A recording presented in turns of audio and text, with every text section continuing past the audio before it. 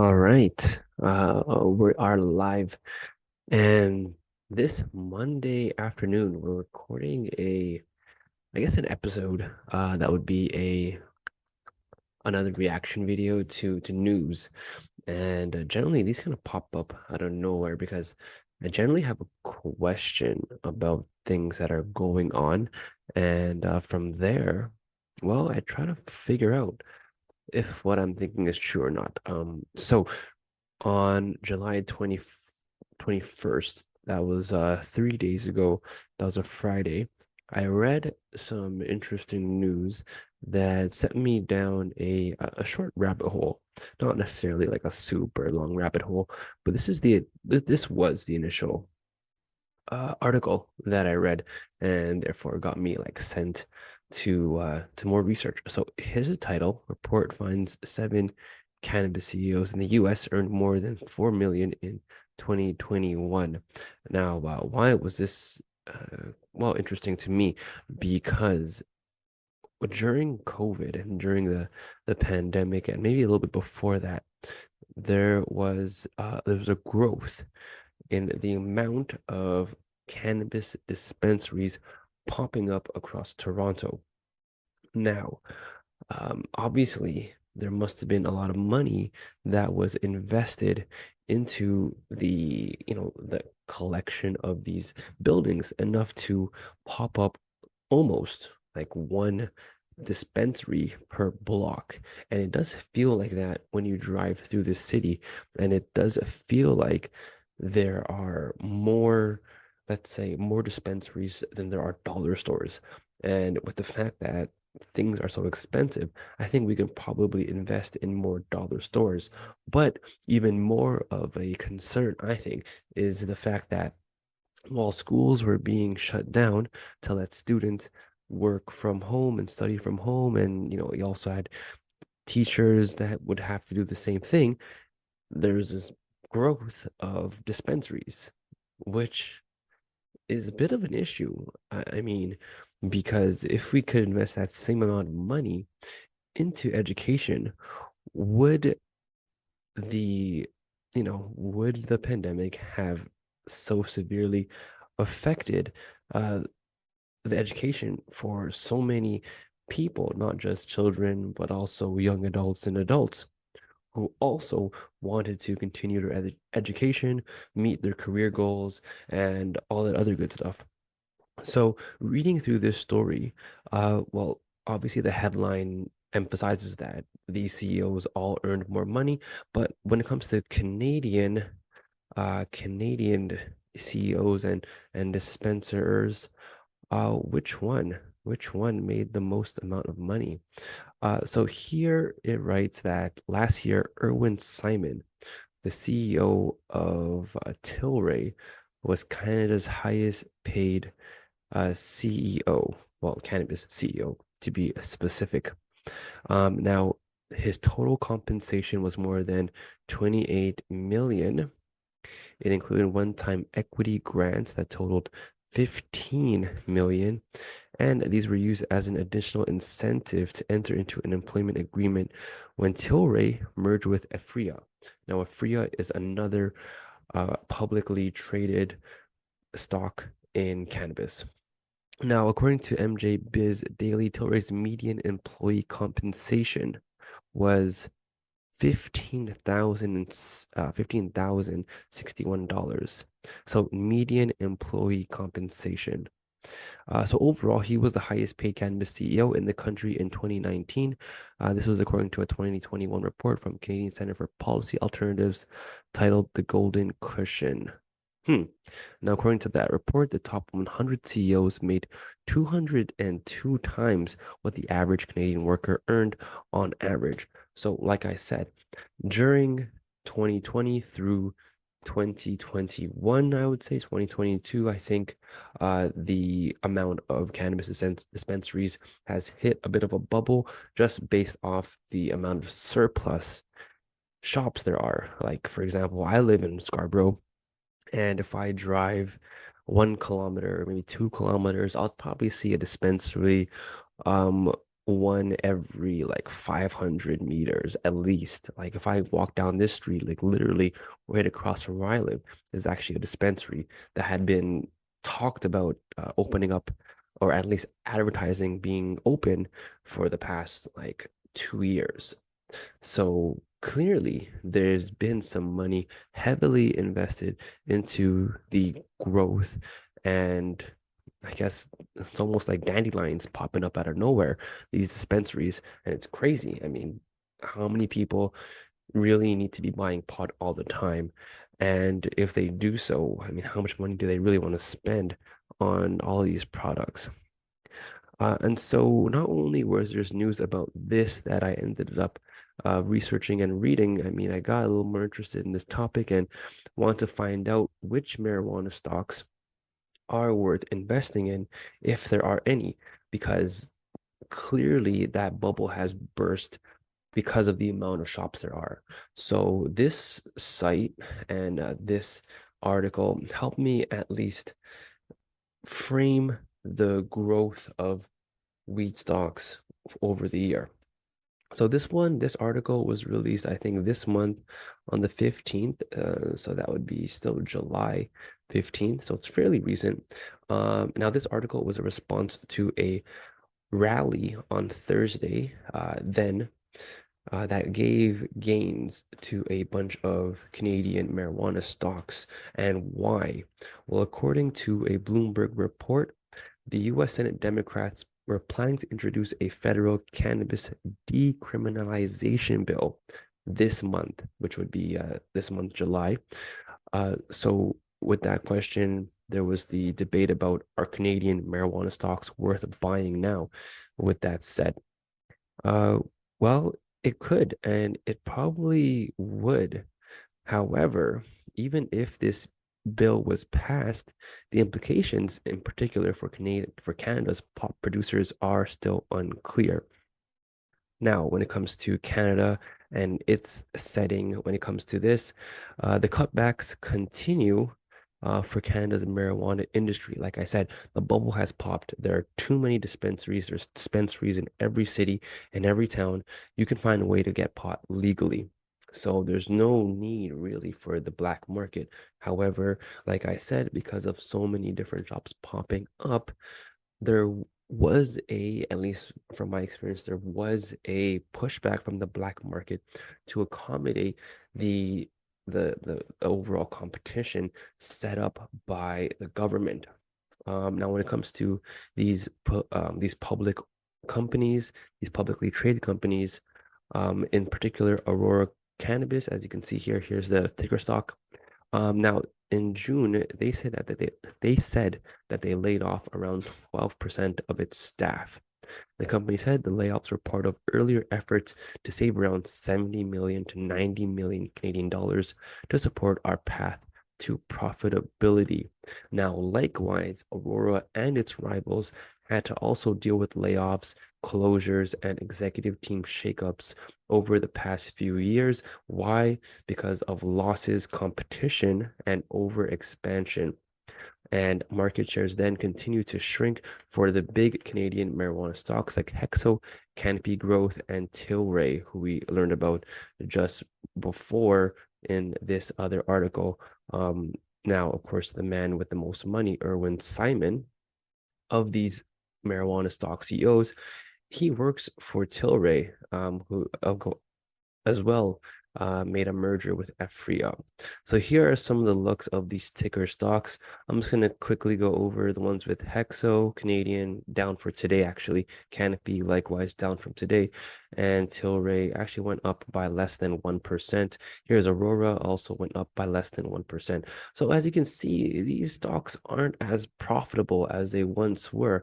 However, the CEOs, of course, that work at the top are most likely the ones going to make the most money when things shake up and when eventually some money has been saved by laying people off. Um, Now, what else do I want to talk about other than that? Oh, yes.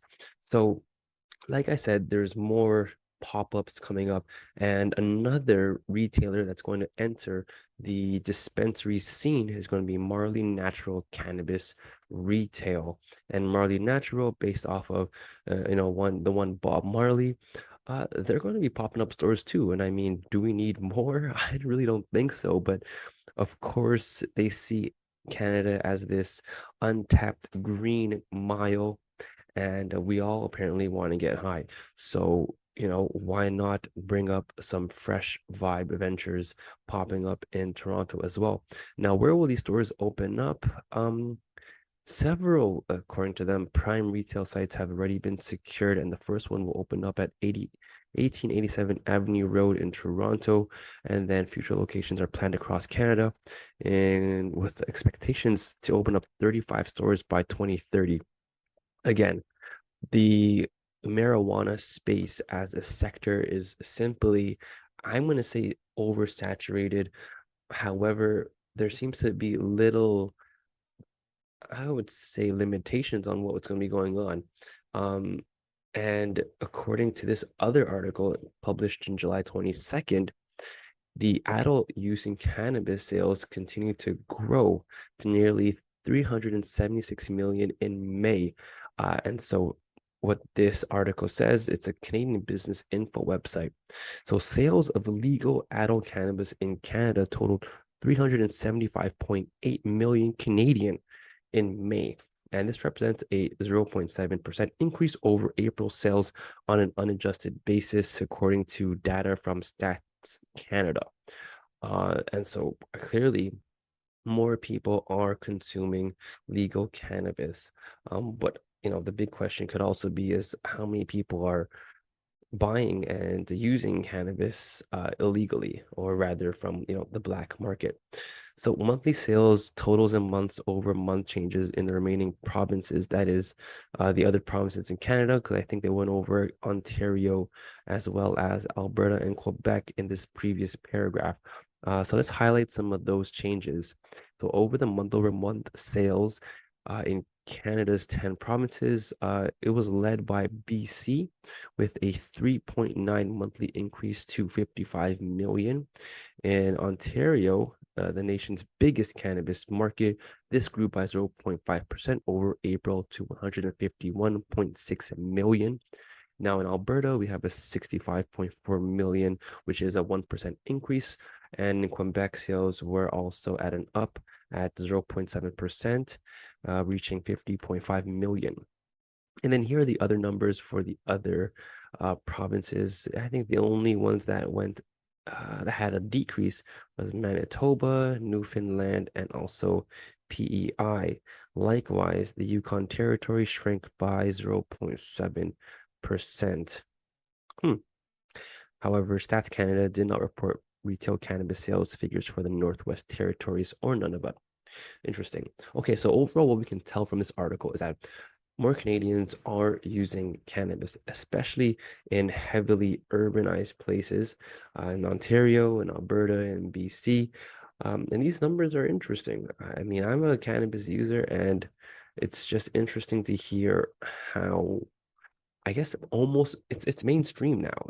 I mean, Canada is almost equivalent, in my opinion, in terms of cannabis consumption and in cannabis production as a place like the Netherlands and Amsterdam and even Barcelona, Spain, or in Spain in general. And the fact that we can understand the harms of marijuana. I mean, there's I think a decent education on when the best time is to use, the safety of limiting your dosage, and also, I guess, the acceptance that this drug is not as harmful as we've believed. And this is a very positive, I think, direction in order to curb overdoses and to curb stigma and fear for those that use it, either for medicinal purposes or even just to unwind and de-stress. Now, there is, of course, more federal funding that is going to be boosted into the cannabis industry, and one Canadian cannabis nursery got a $2 million grant in some federal funding. And this cannabis nursery is called Mother's Labs, and they secured 1.8 million Canadian dollars in federal funding. And this is showing how Canada's cannabis industry can benefit, and I guess will benefit from government financing, because, like we've seen before, this is a giant industry and sector for, I guess, not only corporations, but the government to tap into. And so we can see that Saskatchewan has definitely done that. But on the other hand, I was wondering how much has the Canadian government invested in education? Because as a teacher, um, as we were leaving the schools, closing the school for summer break this year, I was hearing that there would be a impending strike. And when it comes to education, I mean, a strike is the total opposite. However, I do think it's really important that the government show an investment in education if they want to have a better country, because you just can't have an effective country when you have like dumb people running around making decisions. And so the government is a big ass place where you have a bunch of people that you'll never meet making big ass decisions about your life. And so I'm really grateful to work in a union that's willing to back up and to fight for bargaining rights and the chance to sit at a bargaining table along with politicians who, again, make these decisions from ivory towers. And so the government does and has, I guess, made an appeal to try to invest more money in education. Now, is this going to be universal across all school boards and across all unions? Probably not, mainly because each union has their own priorities and their own needs based on like location, context, and all that other important stuff. Like they have to really decide on what is the important based on their students and, of course, where they are. So here, the unions in this article, real investments in education, healthcare needed in Toronto budget. Teachers, doctors warn, and this was published on April 25th. So I'm just going to skip down to what the unions, the teachers unions, called on a promise to do. So they wanted to scrap the plan to cut 12.3 billion from education over the next 9 years. And this was projected by Ontario's Financial Accountability Office. And they also want them to support a multi-year learning recovery plan, including a commitment to smaller class sizes. And of course, this is a major issue. You can't teach 30 kids if you just have one teacher for 30 kids. And of course, they want to expand school-based mental health resources, supports, and services to meet the diverse needs of students and educators. Of course, teaching gets really difficult when you have to always be on for that many students and students that need like much different needs across the board. And of course, address the repair backlog in schools.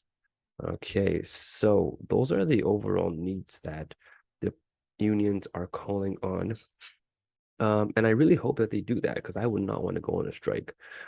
Um, and to continue on with that is also the need to boost the paying rate for jobs. And I just don't mean for jobs in teaching. I think we need to really address the poor pay that all workers get, especially on the entry level positions and also when it comes to the general service industry. I think that for a lot of jobs where you get specialized training and you have special knowledge, you can't undercut the amount of education that these people go through in order to, be fit and be applicable for a lot of these jobs. So one friend that I have, he works in the automotive repair industry and he does body work. He's a body guy. In any case, I asked him how much his pay was for an hourly work, and he said it was like $18 an hour. And in my head, I thought that was ridiculous. Someone shouldn't pay him $18 an hour to fix a car, or at least fix the body of a car, because he has to go through a lot of education to learn that. And if you went to someone on the street and you asked him to do the same thing that he did, what was the percentage of those people on the street that would be qualified to do what he did? Probably like 5% or even less than that. So I think that you should be compensated based on the skill level and value that you bring to another person that relies and needs your specific skills. And with that said, here's going to be our last article, I think, of the day. I was going to do some other ones, but I think I'm just going to skip it over. Um, so here we have, where have all the workers gone? Don't blame COVID, economists say. So here's the other byline. Boomers are exiting the workforce in droves, leaving more job vacancies than there are people to fill them. Okay, so obviously people are leaving jobs and shit is moving super slow when it comes to service. Now, what are some of the issues here? Well, the emphasis is that people that are old boomers, they are now leaving the workforce and we need to fill those positions. So maybe young people will do that. However, that's not the case. Young people don't want to enter the workforce because some of these jobs that they're hiring for, they're going to pay you like $15 an hour or less. Now, in Toronto, the cost to live, like the living cost, just basic living cost. So if you're not from Toronto, if you're from another place in the world, or you from Canada, I'd love to hear how much it is to survive in your town, city, province. I don't give a shit. I just really want to know how much it is because in Canada, it's going to cost you 4 jobs, your social life, and maybe even a couple limbs just to afford a piece of shit apartment where the rent will be like $2,000. Okay, so just taking that, the rent could be $2,000 a month. Now, as a teacher, I'm gonna talk for myself and for those that work in this industry. So as a teacher, you can get paid between, let's say, $30 to $40 an hour, which sounds good, which sounds decent. But let's do some quick math right now, okay? So I'm gonna get my calculator out and let's do some math. Let's try to embarrass myself here and show you how piss poor my math skills can be. So let's say we've got 30, let's say you get 30 per hour. Let's say you work a regular full time. So 30 times 40, you make that much every week, and that every week times 4 would give you about $4,800. Now, $4,800, and let's say half of that would be taken uh for your rent, and you have a $2,800, which is pretty good, right? Pretty good. But then you got to take the cost of food, gas, because you definitely have to drive living in Toronto. Taking a bus, you'd have to live only in downtown or very close to other public transit. So let's say you use like maybe 400, maybe 300, as well because of that as well. So then maybe you have like 2,500 to go along with that. And then maybe you got like car insurance to go as well. So maybe that's like $200. And then you got food, that entertainment that can cost another 500. Well, let's say overall you end up with that much left over. I mean, that would be a blessing.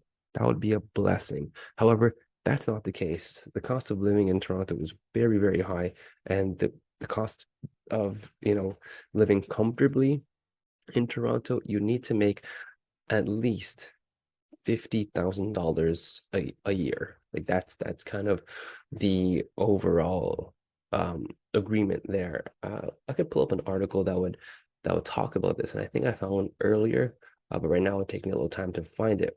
But regardless, the cost of working is not it's not reasonable for a lot of people, right? Because if you want to get into a job, you don't want to start at a job where you have to work many hours for a very low wage. Um, and so when people were talking about how COVID was the reason for uh, a small labor force, that probably wasn't the case because the fact is nobody can survive off their independent wealth. Um, as Ian Lee, associate professor at Carleton University, simply states, like no one here can survive on their own. So really, it's an employee's market, and workers have a lot more choices now He said here, if you do have more choices and you don't have to work in that industry, you'll go work in an industry where there's a better career stream and where the wages are higher and the hours are more predictable. And I think this is a very big concern for everybody because of how crappy your wages could be. You'd have to work 3 or 4 jobs, two minimum, if you're really trying to, just meet goals. And if that is the case, many people are going to be jumping ship to find the right job for them. So there will always be a demand for many jobs, but we have to address pretty serious wage inflations across industries over the years ahead if we want to cut the gap between the employment and the amount of employees out there. So wages are predicted to rise in order to, fix this gap. Here's a picture of Ian Lee. Looks pretty creepy. Not gonna lie, he's got teeth like a shark. He might take a bite out of the bullshit of low-paying wages.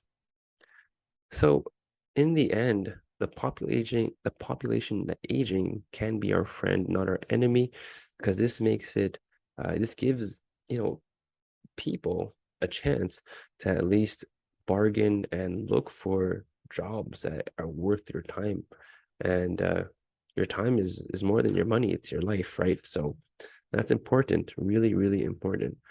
Now, what else can I talk about for today's news reaction? Uh, one more thing, I guess. No, I think that's about it. So I'm gonna wrap this up.